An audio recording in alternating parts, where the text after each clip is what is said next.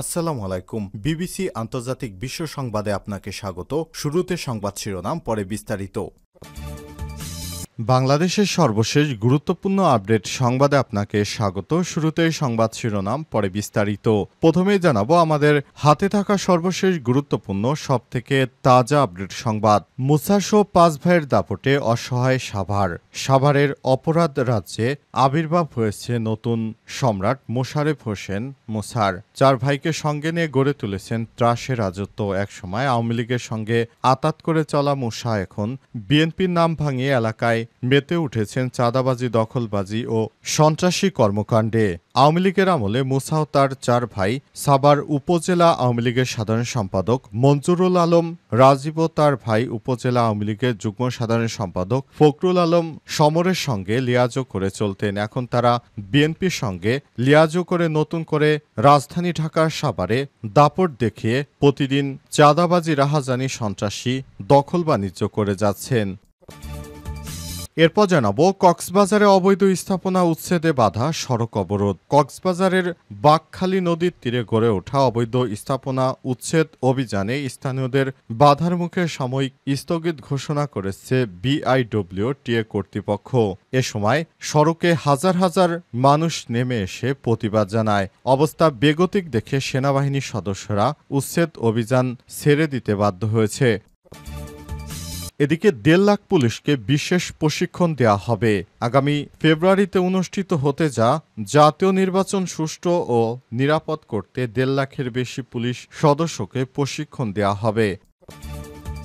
এবারে জানাবো প্রশাসনের আশ্বাসে অবরোধ তুলে নিল স্থানীয়রা। ফরিদপুরে যান চলাচল স্বাভাবিক। প্রশাসনের আশ্বাসে 4 ঘন্টা পর 3 দিনের আলটিমেটাম দিয়ে ঢাকা খুলনা ও ঢাকা বরিশাল মহাসড়কে করা অবরোধ প্রত্যাহার করে নিয়েছে স্থানীয়রা, যার ফলে দুপুর 12টা থেকে ঢাকা খুলনা মহাসড়ক এবং 12:30 থেকে ঢাকা বরিশাল মহাসড়কে পুনরায় যান চলাচল শুরু হয়েছে।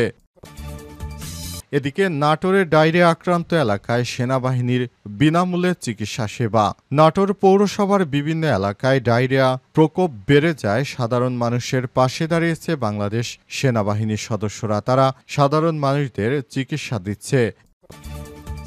এবং সর্বশেষ জানাবো আতঙ্কের নগরীতে পরিণত গাজায় একদিনেই নিহত 75। ফিলিস্তিনের অবরুদ্ধ গাজা উপত্যকায় বোমা হামলা অব্যাহত রেখেছে দখলদার বাহিনী। এতে একদিনে কমপক্ষে আরও 75 জন নিহত হয়েছে। এর মধ্যে কেবল গাজা সিটিতেই নিহত হয়েছে 44 জন। আজ 5 সেপ্টেম্বর এক প্রতিবেদনে এই তথ্য জানিয়েছে সংবাদ মাধ্যম আরব নিউজ। প্রিয় দর্শক, এতক্ষণ শুনছিলেন সংবাদ শিরোনাম, এবারে বিস্তারিত।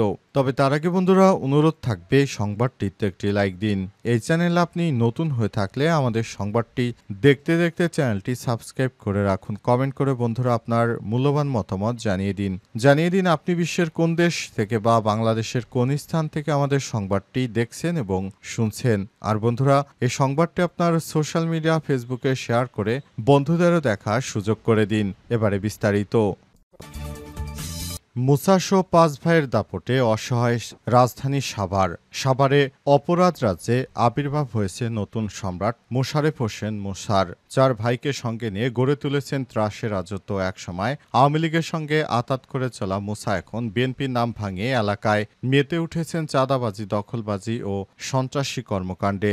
আওয়ামী লীগের আমলে মুসা এবং তার 4 ভাই সাভার উপজেলা আওয়ামী লীগের সাধারণ সম্পাদক মঞ্জুরুল আলম রাজীব ও তার ভাই উপজেলা আওয়ামী লীগের যুগ্ম সাধারণ সম্পাদক ফখরুল আলম সমরের সঙ্গে লিয়াজো করে চলতেন। সে সময় চাঁদাবাজি এবং সন্ত্রাসী কার্যক্রম করতেন মিলেমিশেই। 5 আগস্টের পর রাজীব সমর 2 ভাইয়ের সেই মাফিয়াতন্ত্র এখন 5 ভাইয়ের দখলে। মুসা বাহিনী চাঁদাবাজি আর অপরাধের মূল ক্ষেত্র সাভারের হেমায়েতপুর। অভিযোগ রয়েছে হেমায়েতপুরে ফুটপাত, বাস স্ট্যান্ড, বাজারঘাট, garments, jute, device, internet, dish, ময়লা এবং হাউজিং ব্যবসা নিয়ন্ত্রণে নিয়েছে মুসার বাহিনী। এরই মধ্যে গার্মেন্টসের ঝুট নিয়ন্ত্রণ করে মুসার ভাই মোহাম্মদ শরীফুল ইসলাম, অন্য ভাই রাসেল হাসান ও রাকিব হাসানের নিয়ন্ত্রণে ফুটপাত, ট্রাক, সিএনজি স্ট্যান্ড ও ডিশ, ইন্টারনেট ব্যবসা ব্যবসা। হেমায়েতপুর বাস স্ট্যান্ড এলাকায় স্কুল মার্কেট শো সড়কের দুই পাশে প্রায় ২,০০০ ভাসমান দোকান রয়েছে। এসব প্রতিটি দোকান থেকে প্রতিদিন ২০০ থেকে ২,০০০ টাকা পর্যন্ত চাঁদা তোলা রেকর্ড রয়েছে মুসা বাহিনীর। মুসার অপকর্মের শেল্টার দিছে আরেক ছোট ভাই। হেমায়েতপুর এলাকার তেঁতুলঝোড়া ইউনিয়ন বিএনপির সহসভাপতি মেহেদী হাসান। মুসা বাহিনীকে কেউ চাঁদা দিতে অস্বীকৃতি জানালে বাধা দিলে গুলি করা হয়, ভেঙে দেয়া হয় হাত পা, কখনো আবার চিরতরে পঙ্গু করে দেয়া হচ্ছে। কক্সবাজারে অবৈধ স্থাপনা উচ্ছেদে বাধা, সড়ক অবরোধ। কক্সবাজারের বাঁকখালী নদীর তীরে গড়ে ওঠা অবৈধ স্থাপনা উচ্ছেদ অভিযানে স্থানীয়দের বাধার মুখে সাময়িক স্থগিত ঘোষণা করেছে বিআইডব্লিউটিএ কর্তৃপক্ষ। এ সময় বিক্ষুব্ধ জনতা প্রতিবাদে প্রধান সড়কে নেমে বিক্ষোভ প্রদর্শন করেন তারা টায়ার জ্বালিয়ে সড়ক অবরোধ করে প্রতিবাদ জানায়। এতে আইন শৃঙ্খলা বাহিনীর সদস্যের পাশাপাশি বিআইডব্লিউটিএর উচ্ছেদ অভিযান কর্মীরা যানবাহন আটকে পড়েছে। এ সময় প্রধান সড়কের পাশাপাশি বিমানবন্দর সড়কে দীর্ঘ যানজটের সৃষ্টি হয়েছে। এক পর্যায়ে উচ্ছেদ কার্যক্রম সাময়িক স্থগিত ঘোষণা করা হয়। এরপরই বিআইডব্লিউটিএ কর্তৃপক্ষ বিক্ষুব্ধ জনতা যার যার অবস্থান থেকে সরে গেলে যানবাহন চলাচল স্বাভাবিক হয়। শুক্রবার সকাল 9:30টার দিকে কক্সবাজার শহরের বাঁকখালী নদীর ৬ নম্বর ঘাট এলাকায় উচ্ছেদ অভিযানে যান বিআইডব্লিউটিএ কর্তৃপক্ষ। 11:15টা পর্যন্ত চলে উচ্ছেদ অভিযানকে ঘিরে উত্তেজনা ও বিক্ষোভ প্রদর্শন। এদিকে শুক্রবার সকালে উচ্ছেদ অভিযানকে ঘিরে শহরের প্রধান সড়কের পাশাপাশি বিমানবন্দর সড়কে নেমে আসে শত শত স্থানীয় জনতা। শুরু করে বিক্ষোভ। 4 রাস্তার মোড়ে দেয়া হয় ব্যারিকেড, জ্বালিয়ে দেওয়া হয় টায়ার। গুরুত্বপূর্ণ বিমানবন্দর সড়কে ঠেলা গাড়ি ফেলে তৈরি করা হয় প্রতিবন্ধকতা। স্থানীয় জনতার দাবি, এই উচ্ছেদ কার্যক্রম অবৈধ। জোর করে উচ্ছেদ কার্যক্রম চালিয়ে বসতি ছাড়া করেছে বিআইডব্লিউটিএ। এক পর্যায়ে পরিস্থিতি উত্তপ্ত হয়ে ওঠে। পরে তাদের সামাল দিতে ঘটনাস্থলে হাজির হন জনপ্রতিনিধি সহ স্থানীয় রাজনৈতিক নেতৃত্ববৃন্দ। তারা বলছেন, উচ্ছেদ কার্যক্রম নিয়ে পুরো কক্সবাজারবাসী আতঙ্কের পাশাপাশি নানা প্রশ্ন দেখা দিয়েছে। সরকারকে বেকায়দায় ফেলতে এটা করা হচ্ছে কিনা তা এখন ভেবে দেখার বিষয় বলে জানান তারা।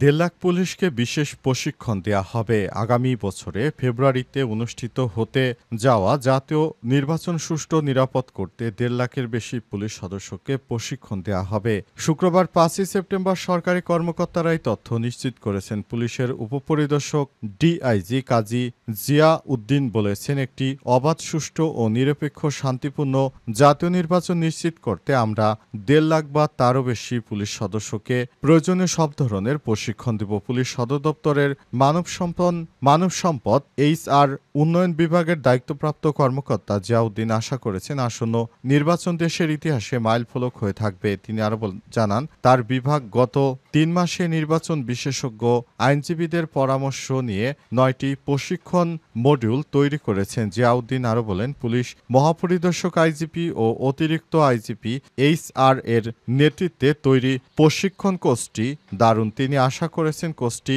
নির্বাচনের সময় যে কোনো ধরনের আইনশৃঙ্খলা পরিস্থিতি সফলভাবে মোকাবিলা করতে পুলিশ সদস্যদের প্রস্তুত করবে। বাংলাদেশ পুলিশের দেশজুড়ে 130টি ছোট ছোট ও 4টি বড় প্রশিক্ষণ কেন্দ্র রয়েছে।